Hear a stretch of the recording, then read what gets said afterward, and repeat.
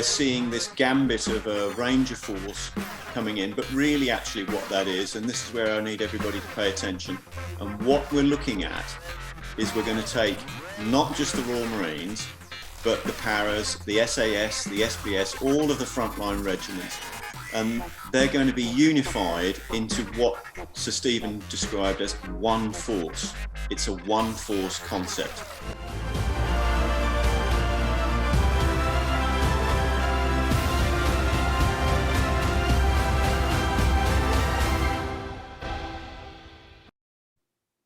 Hello, Dave, and what have you got for me this week? And is the face of the Royal Marines changing for the better or worse? Very good morning, Chris, and a big shout out to all the fellow bootnecks and frontline units there. Well, what we've sort of rounded yesterday with the revelations at Defence Committee, and of course we've had this integrated review finally being released in its full. But of course, what they've done over the previous few months is this stuff keeps being drifted out in little snippets, just as if it's like a softening up exercise. So there's several things happening all in the same time frame. So if we go with, let's go with the Royal Marines and Stonehouse and that. So we've got the same MO of drifting this stuff out in the press, that they want to shut Stonehouse. So that's the cultural centre of the Royal Marines. And we're seeing this gambit of a Ranger force coming in, but really actually what that is, and this is where I need everybody to pay attention, the concept for this unification of our military was articulated by the Permanent Secretary back in 2015, 2016, Sir Stephen Lovegrove, who's the government's principal civilian defence advisor, and he basically runs the MOD. Now, he is now the head of national security. He's taken over from David Frost, who did the Brexit negotiations. And what we're looking at is we're going to take not just the Royal Marines, but the paras, the SAS, the SBS, all of the frontline regiments, and they're going to be unified into what Sir Stephen described as one force. It's a one force concept. So all of you guys that were bootnecks need to realise that your entire regiment and the corps is under absolute threat of being finished and turned into a new brand of something else. And you'll lose all that culture, all that history, all the traditions, all of what it means to be a Royal Marine or a paratrooper or a member of the SAS. So all of that stuff is going to be unified. This is the key terminology we all need to get to grips with, unified into one force. And that unification concept is exactly the same as what the EU are doing. They want to unify everybody's military in Europe into one force. So it's the two are in parallel, okay? So the same concept, the same systems. So that's shutting Stonehouse, of course, makes it very easy to rebrand. And they're already drifting in that you're going to be called Rangers, you know, and what we'll steadily see is this loss of the identity, the brand, and that goes for all of you. Right, so we've got this one force concept. So it's, you know, we want to, so it's unification of all of Britain's military. We've kind of turned the corner now yesterday into this new phase with the defence review that's been published. And of course, they've had two former chiefs of defence staff yesterday present at Defence Committee. And this, for anybody that didn't watch, it went on for a few hours, but I want to come in on a couple of key points that were sort of brought out there by, so there's two former chiefs of defence staff. So first things first is Tobias Ellwood, who's an ex-military man himself, crossed over into Parliament and political, but he framed it as the two Ronnies. And I've got to say, guys, there was a lot of giggling going on for something that's a deadly serious subject. So that was the first thing that I picked up on. It all seemed to be very comedic, very amusing. And this isn't really a very amusing, if we want to get to the truth of it, this isn't very funny at all, because all of the stuff that we've seen over the few months about cuts, which are actually unification process of 10,000 troops being taken out and lots of kit and hardware. Hercules is the Type 23 frigates, and the tanks and the armoured stuff, the Challengers are going. So all this stuff we've seen being drifted out. But the point that come across, particularly from General Sir David Richards and General Sir Nick Houghton, was that they stated we cannot, they went through the minutiae of all what was going on in the command paper, which Ben Wallace released yesterday. They said that we couldn't see the intent of the review. Some of it they thought was okay, some of it they thought was understandable, but the basis was, as two former chiefs of defence staff, they couldn't see the intent, the strategic vision of the review. All right. Now, from my point of view, and I've been on this for quite some years now, all right, it's very clear to me that the intent is to unify the military. All right. So we're seeing that literally in tandem with the review being released, this unification into the Rangers, or whatever they're going to call it. But what they're intending to do is to take all those frontline regiments and make one force, as Sir Stephen Lovegrove calls it. All right, so he's the guy with the script. He's the guy with the agenda. Ben Wallace and all these other wallers like James Heafy and Johnny Mercer, they're just the rubber stamps. Tony Blair took all the power off them back under his term, as long with the officers. And those ministers are just rubber stamping. Now, there's a good example of this because Colonel Kemp got James Heafy to engage on Twitter, Richard Kemp, yesterday. And it was quite extraordinary because what it revealed was this, you know, a time-served, really good, upstanding officer like Richard Kemp, who knows exactly what the score is. And he's all over this European Defence Union because he's working with Julian Thompson, who led the brigade in the Falklands. So, and he got Heafy to open up, and it became really ragged. It could see that the guy just didn't know what the hell he was on about, you know. And we've come back today, and I'm just going to read you from what he's put out on Twitter. We need armed forces designed and equipped and based on the threats we face, not bent out of shape by outdated but still politically totemic numbers. Today's defence paper makes tough choices, but they're the right ones as we prepare to keep the UK safe in decades ahead.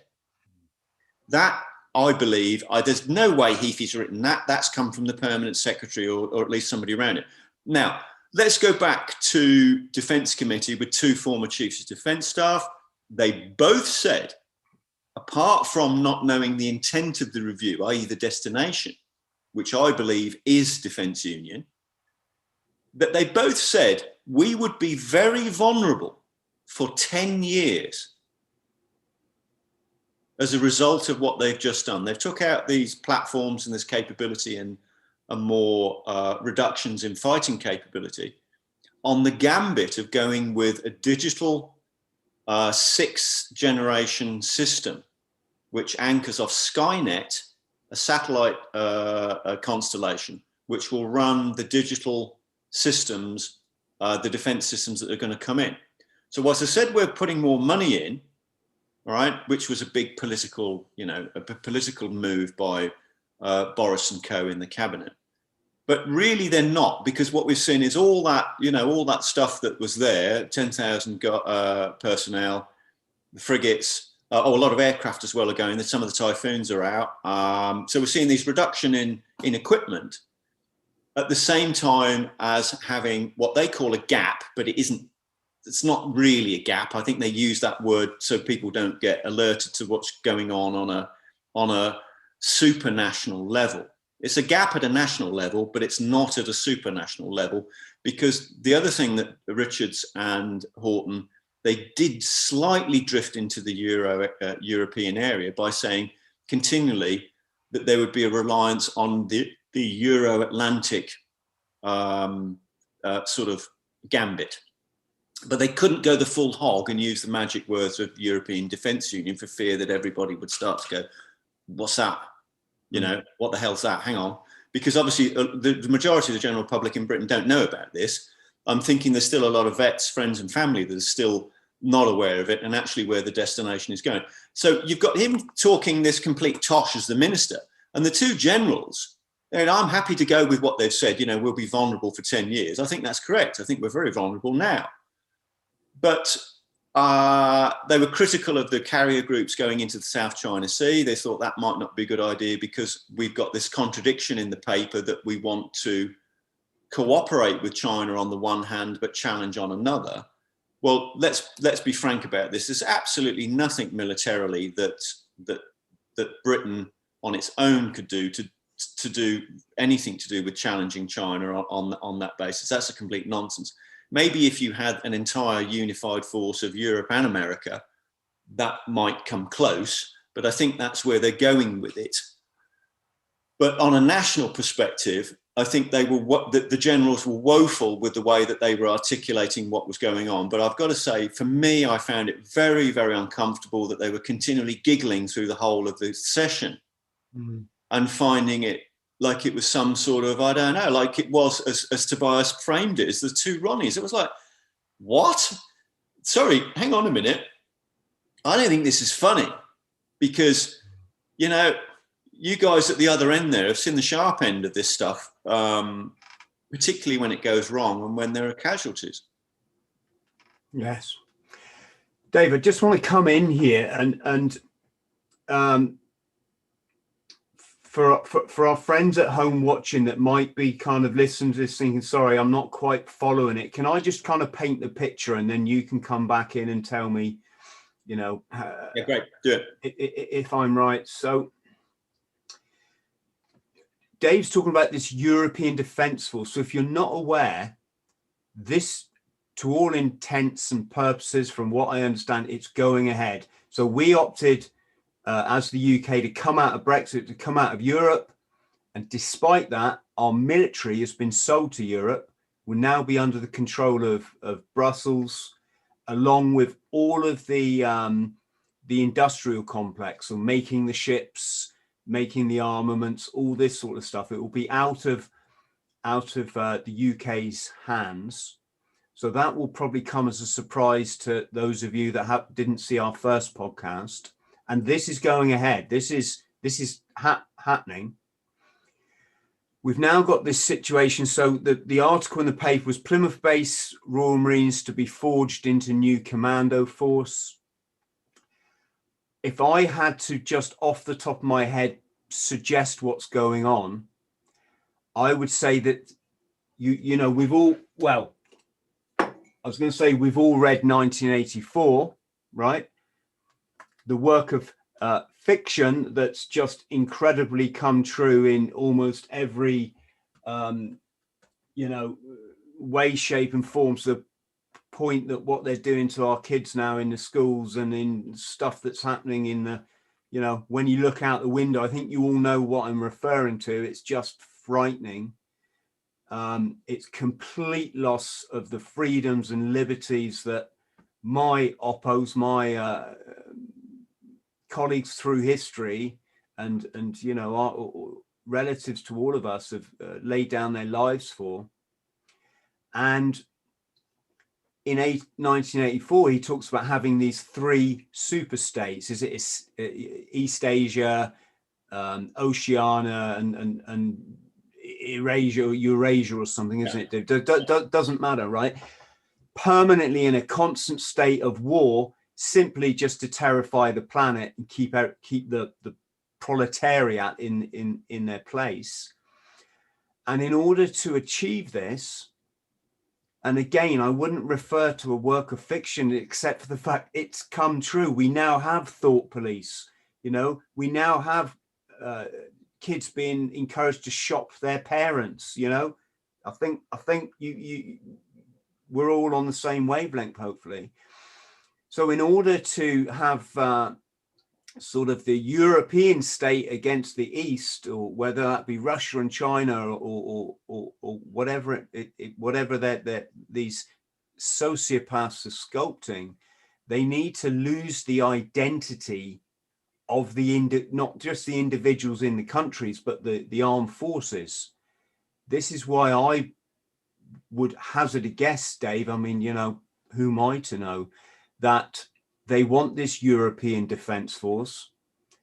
They've got to come up with sort of an equally spread defence force across the countries of Europe, because it can't be that France have X amount of thousand troops and yet Britain dominates them and has the best special forces and the this and that. That identity's got to be erased. Hence the fact, going back to what Dave said, is they're combining forces now. It's a bit like soon we're going to start hearing words like super soldier and it's all almost sort of predictable. Yeah.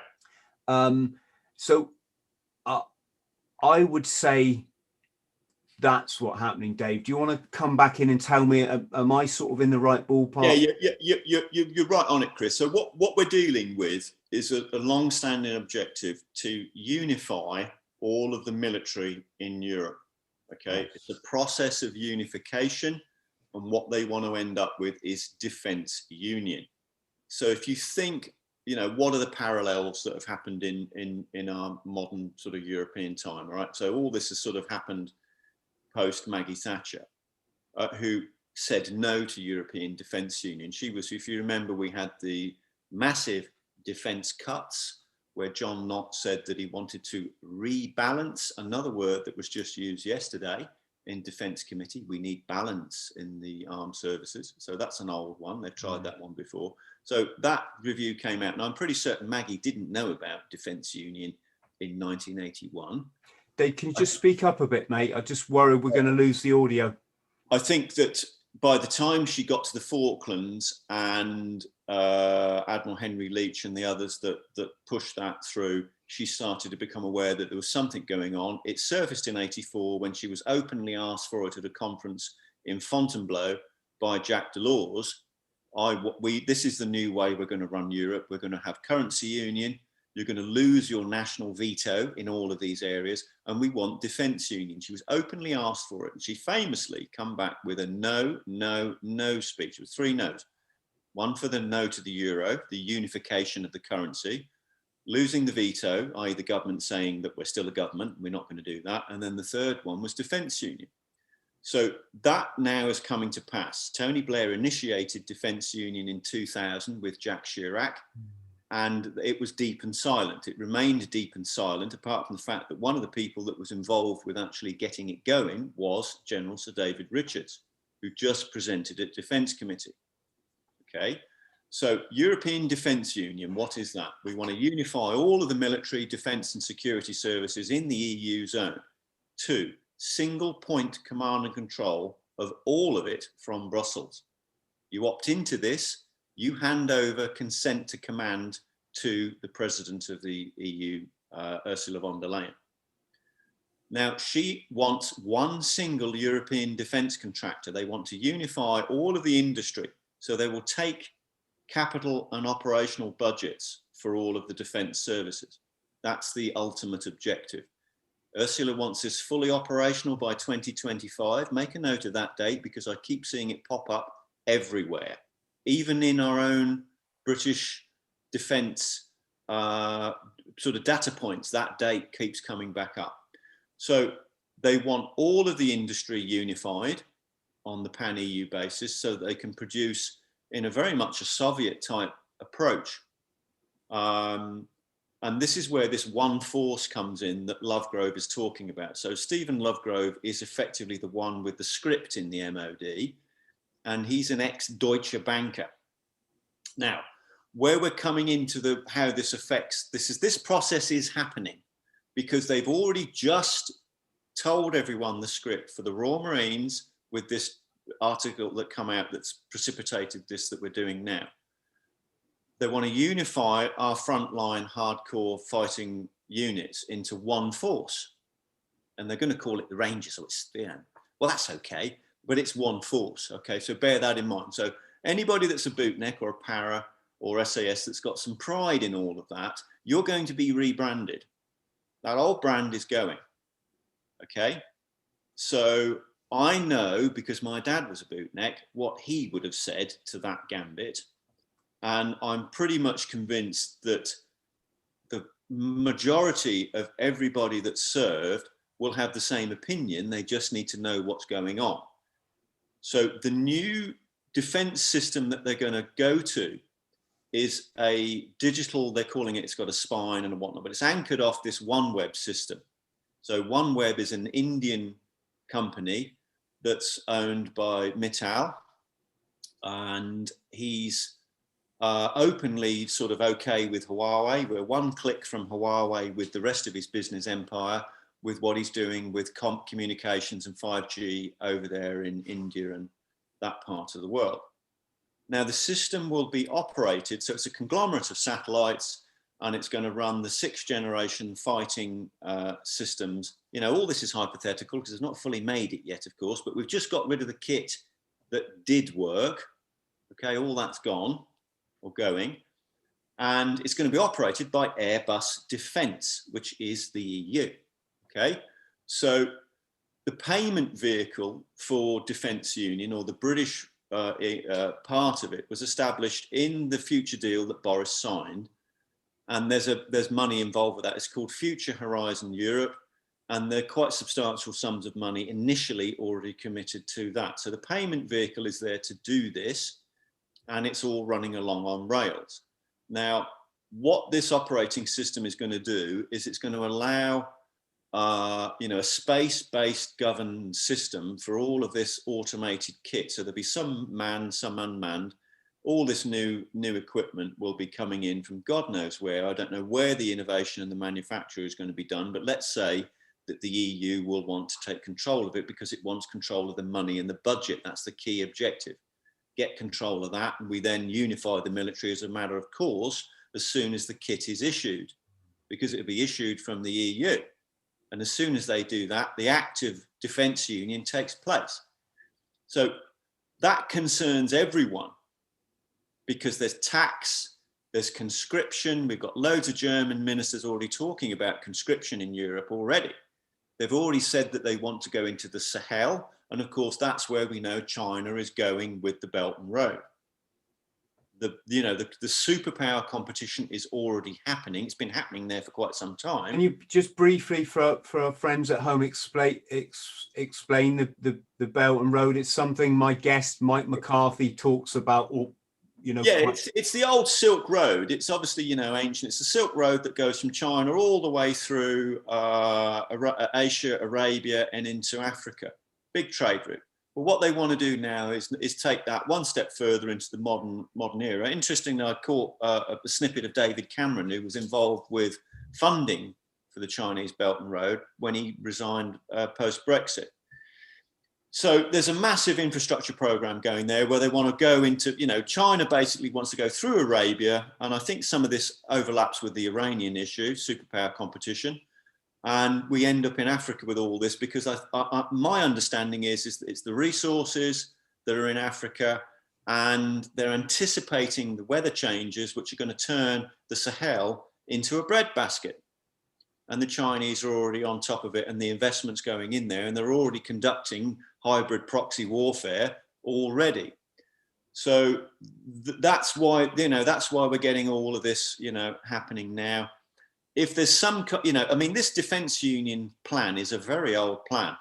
It's not new. It's not something that come up, you know, at Brexit. Brexit was the change point because obviously there's no veto. Maggie had a veto to this. She retained the veto. The new structure, no veto. No one can say no. And for all the Royal Marines out there, this is the one thing. When I first spoke to Major General Julian Thompson, Royal Marine, on this, back in 2015-16, his gambit was, well, how's anybody going to say no, David? No one can say no. Dave, can I just come in here, because I don't want to. I'm sorry for friends at home. If you're wondering why I'm looking here, I'm not being rude to my guest. It's just I've got the other screen up because I'm trying to make sense of this as probably as much as you all are.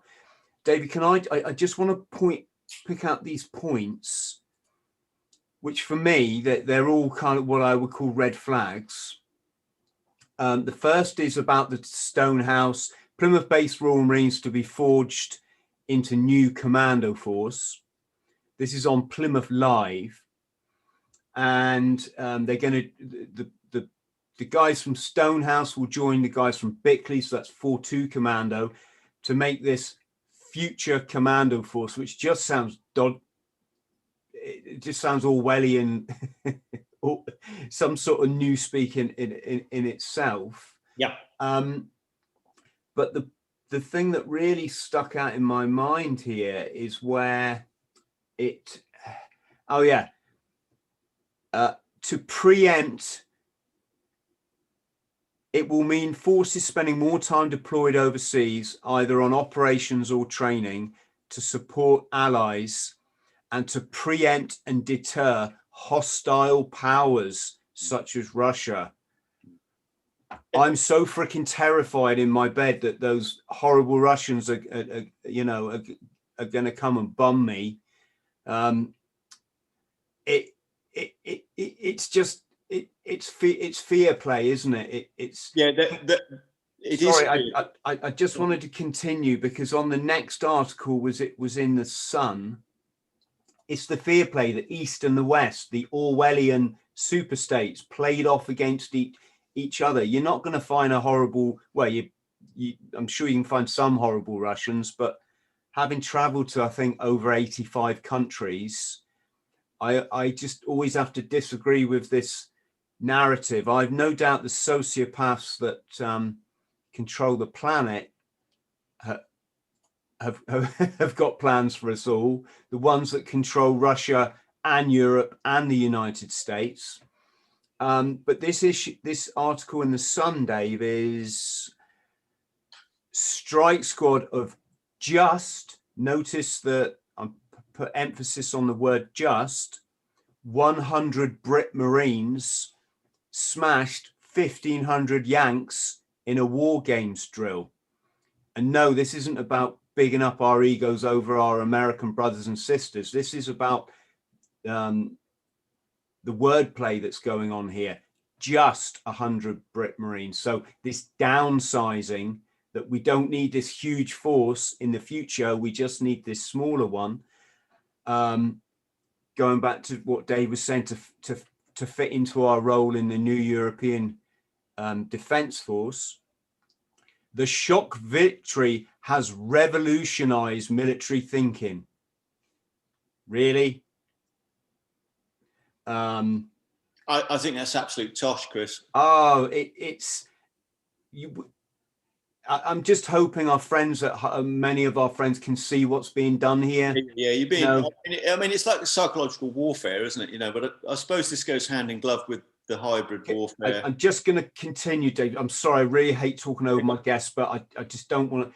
Conventional tactics suggest they would have needed to heavily outnumber the defending Americans. So again, oh no, we need to be smaller now, right? It's talking about all the tech they use, drones and all this sort of thing. I mean, that is true. The nature of warfare is obviously going to change. It's not going to be the old sort of trench stuff that, as we saw in the Second World War and conflicts like the Falklands. Although that's always going to play a role.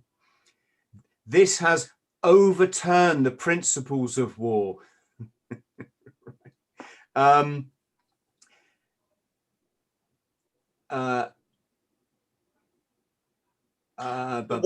they're doing. Yeah, sorry. Sorry.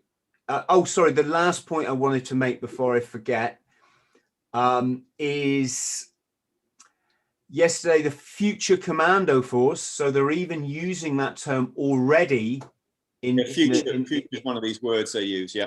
In the tabloids, and the new Tier 2. This is another thing I wanted to point it out. Special Forces Ranger Regiment, similar to US's Green Berets, unveiled high-tech weapons at the MOD's Bovington camp in Dorset. Now, what I wanted to say there, Dave, is wouldn't it be convenient if each country in Europe separated their military into Tier 1 you know, as in elite special forces, tier 2 as in this, and then tier 3 I'm guessing is your general military across the board. No disrespect meant to anybody, but isn't that convenient, like merging mechanism between the countries of Europe, or maybe you have a different view? No, that's exactly what's going on. Don't say merge, say unify. Unifying. Yeah. So this one force of the tearing it into sort of, you know, so that would be common, or you know, there's the unification there across Europe and America, of the way they're going to do this. They've already anchored the story into the new kit. So we're going back to our Skynet system and this 6th generation space and digital system with all this new kit that's going to be there, the drones and whatnot. So it's going to be like, you know, some kind of computer game in effect. Sounds like the film Terminator, doesn't it? Well, it is, but I mean, the system is actually called Skynet. I mean, I'm not, this is true. Skynet 5 already is there. Skynet 6 is coming in.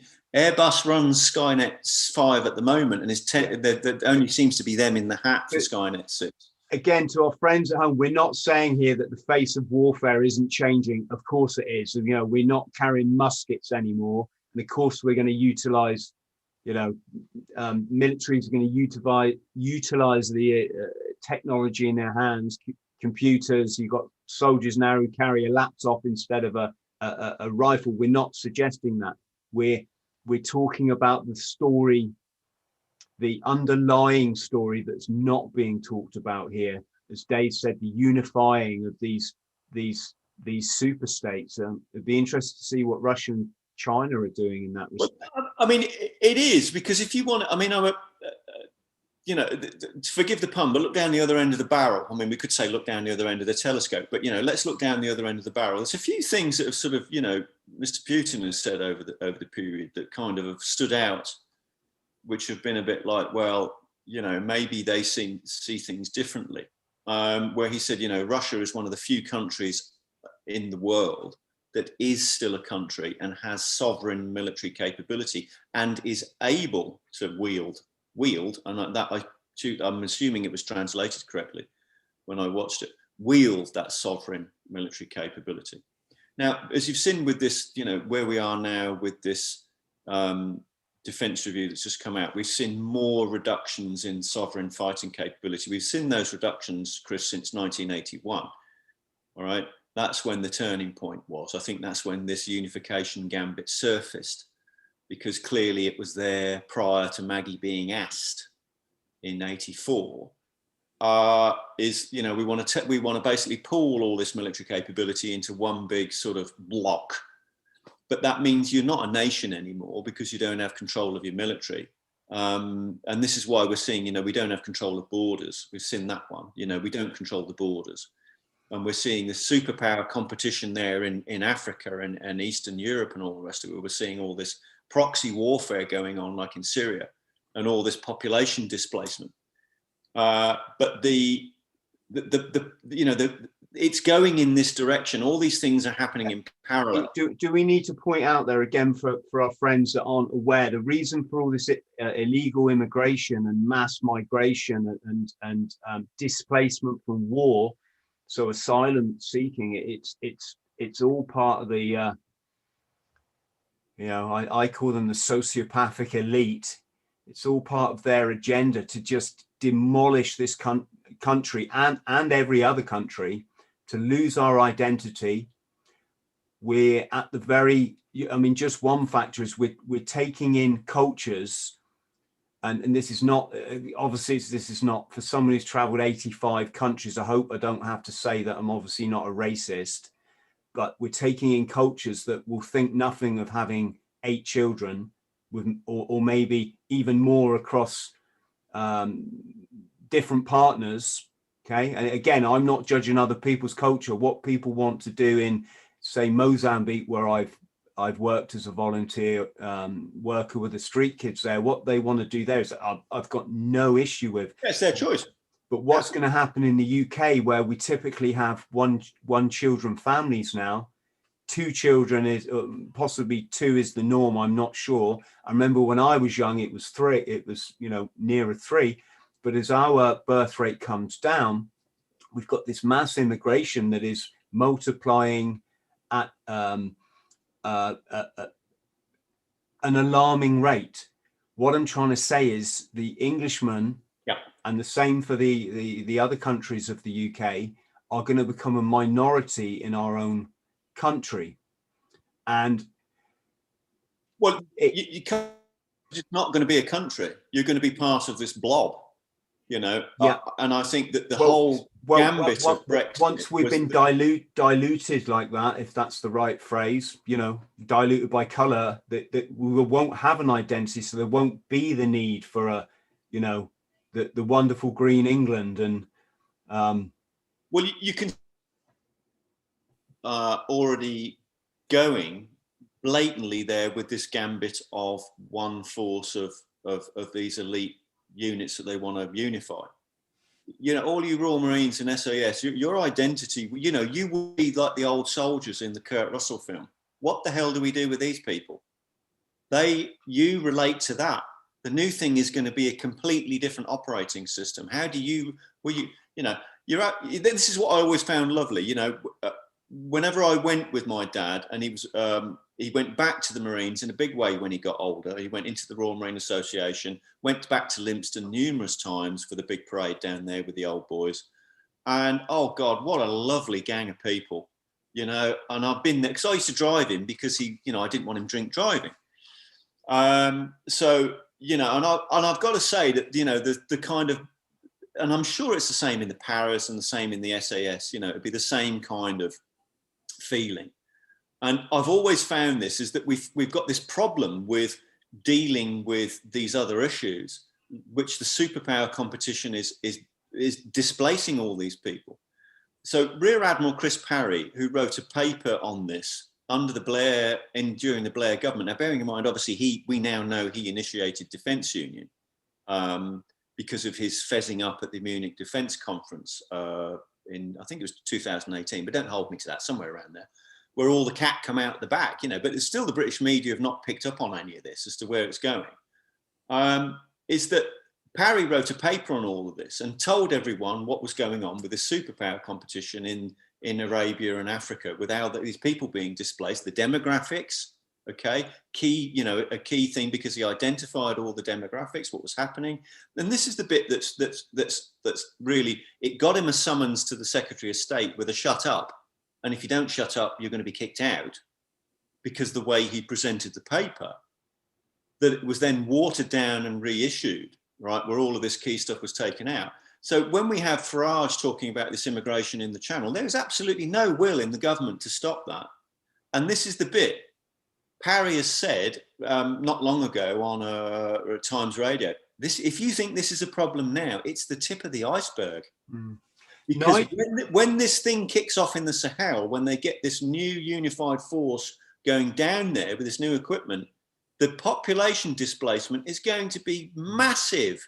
If you think it's bad now, you haven't seen nothing yet, but there's no will to sort of say, well, we're going to adapt policy and we're going to do this and do that, because the overriding policy is not what people understand. And this is the big problem I had with the lie of Brexit.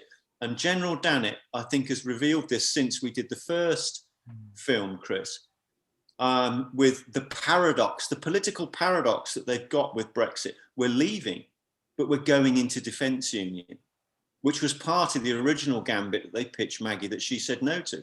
But there's no veto. There's no say. You forget any kind of democratic anchor to go, well, we're not doing this and not doing that, because they'll have absolute totalitarian control. Now, Dannett's called this elephant out, and he called it inverse thinking, that you think you can say to the British people, you're leaving, but you're going into defence union. Now, it was, critically in their government's own wording, under consideration. So they were considering it. We've moved past that point now. They are actually doing it. Mm-hmm. And this review, the review is the mechanism for unification. It's where the dirty work has been going on since 1981. All right. Now, we've not had anybody properly challenge this. I mean, everybody wants to remember when Robin Day got John Knott And he went, why should we trust you, a mere minister, you know, a mere transient minister? And John Knott, do you remember him? He stormed off when Robin Day challenged him. John Knott was the minister that told the Argentines I think we were attacking at Goose Green. Yeah. You know, those 18-year-old kids that had to go up that mountain knowing that many of them wouldn't be coming back down. And was it not that broadcast it to the world to get, I don't know, they're all to get some brown. I don't know about that. I don't know about that. But if you're thinking, yeah, I mean, I don't know whether that specifically, but let's say there were other factors down there in the Falklands. The majority of the people that, you know, that fought and served, there was superpower competition going on down there. Mm. It wasn't just about the Argentine. They were not the only factor. I know that there were other factors, but the hemorrhaging. We had a Labour MP also hemorrhaged something about the code, didn't they? That we'd cracked the code and could see what the Argentinians were doing in Parliament. He did it underprivileged, for crying out loud. So, you know. Yeah, I'm only mentioning it because in my podcast the other day with former SAS trooper Nigel Spud Eli, which I suggest anybody it's been probably one of my most popular videos. We talked about his role with the Paras at Goose Green, and whether we like it or not, the BBC broadcast to the world. The thing about the bombs the missiles weren't going off because the fuses were set. They gave that one away. Yeah. And a lot of people have been defending the BBC, saying, "Oh no, they were told to by government." It's like, no, when you have a war effort, it's it's effort is the word. It's like everyone's responsibility for security to protect your boys and in more recent time girls. It doesn't matter who you are. You can't say, "Oh, he told me to tell the planet," you know, that these teenagers are. I mean, they ought to have been had up, but they weren't, were they? Say again. They ought to have been had up, but they weren't. No, well, I'm just showing two sides of the fence. I've got a chance to answer some of the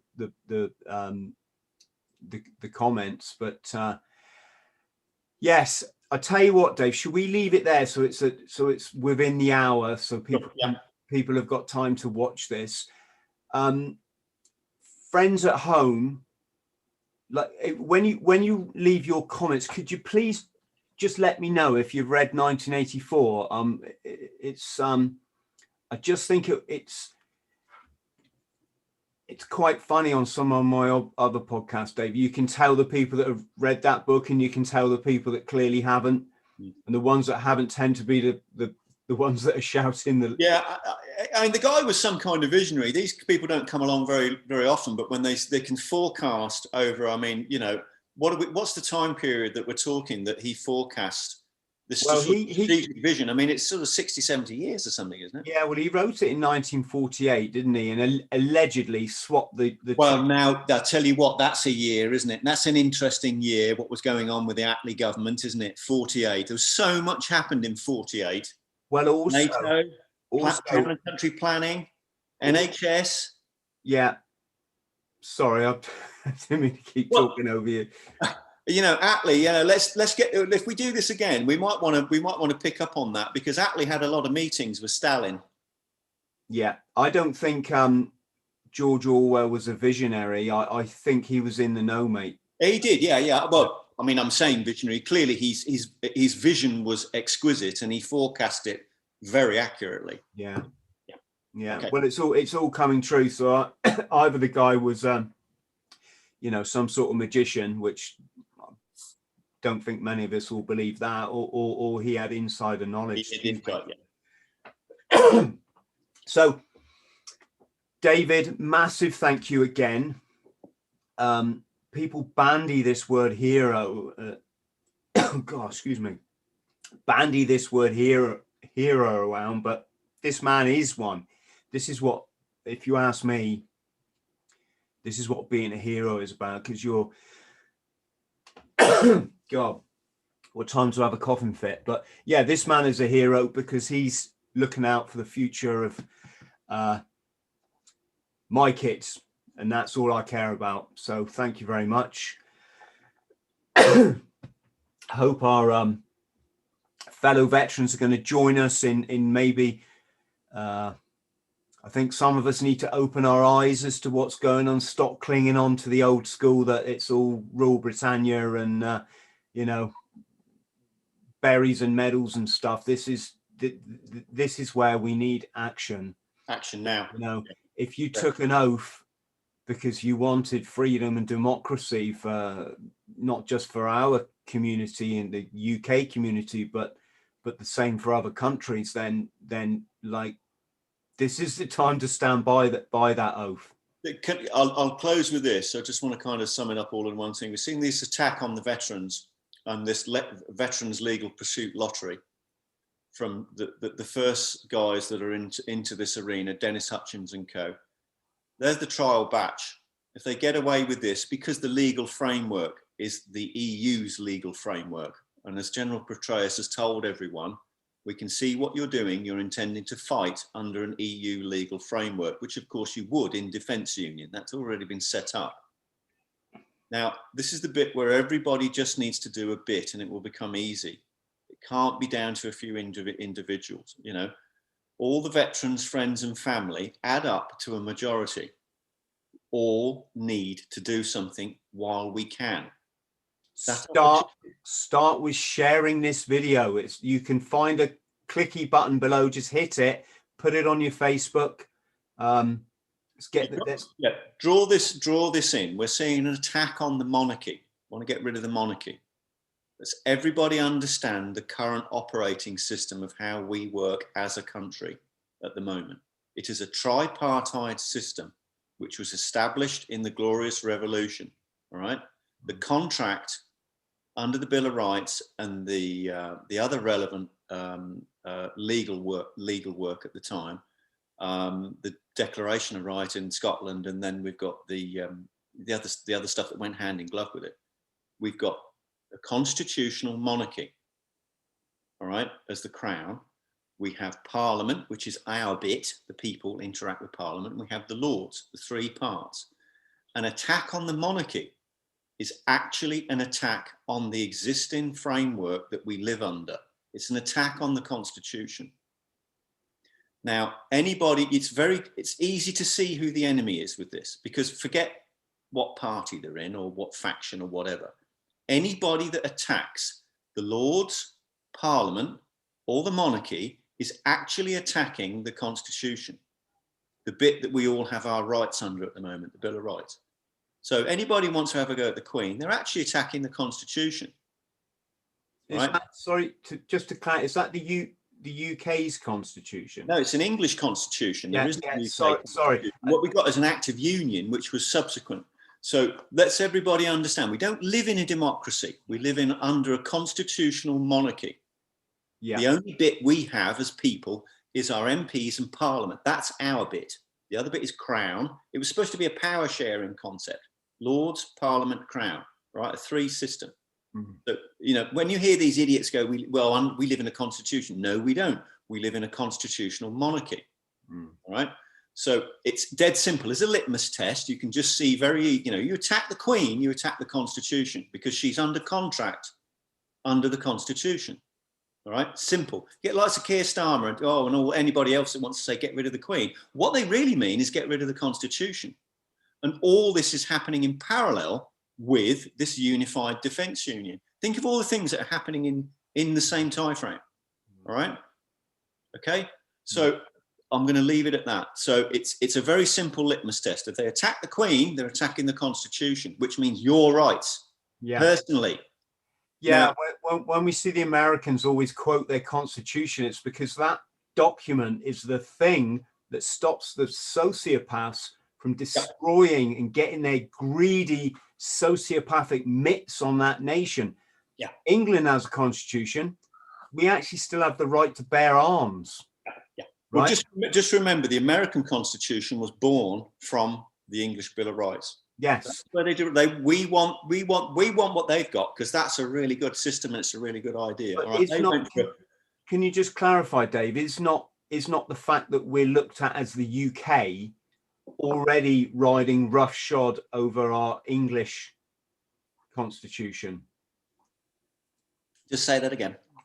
Is not the fact that we're always kind of grouped as the UK, referred to as the UK, done business with as the UK, i.e. as in the UK being part of Europe or not, is that not already treading on our English constitution? You've got a layer of stuff, haven't you? It gets complicated, but if you know, England is a country, Great Britain is a union, so active union 1707, I think. It's not my field of expertise, you understand, but you know, so we've got that, and it's that we've got the current sort of operating system under, but it still retains the basis of, you know, monarchy, parliament, and lords. I mean, for example, why can't I bear arms when it's in my constitution that I can? You can, because you can say, I want a 12 bore or a rifle, and you go through a process with the local licensing, and it's that law in the Bill of Rights says you can bear arms. It allows you to go through that process to get a 12 bore for just reason, or a rifle if you're a part of a, you know, and you want to get, so this is fine. I mean, obviously, I mean, but Brown banned the handguns and all the rest of it, but nonetheless, you still have the right to bear arms, and the basis of that is within the Bill of Rights. There's loads of other stuff in there. Handgun. Pardon? I can't bear a handgun. No, you can't have a handgun, but, you know, other than that, you know, so, you know, all this other stuff in there, like, you know, particularly where we're going to just, let's close with this, with Dennis Hutchins. In there is his right to a jury on an attempted murder charge. His right to a jury is in there, and it's really plain and simple. You don't give him a jury, then they just go away. Just forget it, because this remote court stuff, if you think about the brand destruction that we're seeing with the elite regiments now with this one force, that's what they're doing. They're just going to do away with the brand. It's brand destruction of Her Majesty's Armed Forces. I've said this many times on different interviews and reports. Because obviously, if we're going to go into defence union, we don't want that old brand. We don't want that. You know, do away with it. It's like, it is literally like the Kurt Russell old soldiers, you know, the soldier film. Well, what are we going to do with all the old soldiers? You know, they don't relate to this new thing. They relate to that. They relate to the old system. So I think it's very important that we get back on this letter writing. You don't give Dennis a jury. They need to drop the case, because if this is allowed to carry on, there will be hundreds of veterans go through this mill. Hundreds, and it will escalate to SAS, and we come back to our one force with the SAS and SBS and Paras and Marines. You know, we come back to that. So, legal framework, right? Let's call it a day. Yes, David, your depth of knowledge on all this stuff is just admirable, mate. Thank you so much, and thanks for enlightening, you know, thickos such as me. Yeah, we will get there. For friends at home, please like and subscribe, because otherwise this chat just falls on deaf ears. Get sharing. We need veterans, friends and family. We need 10 to 15 million people to get on this rapid. Yes. Don't sit there helpless. Don't thank me. I don't want thanks. I just need everybody that cares has got to do a bit. Yeah. Set a notification on the channel, then you'll get to hear when David comes on the show again. That's it. Much love to everyone out there. Look after yourselves. See you next time. Cheers. Thanks, Chris.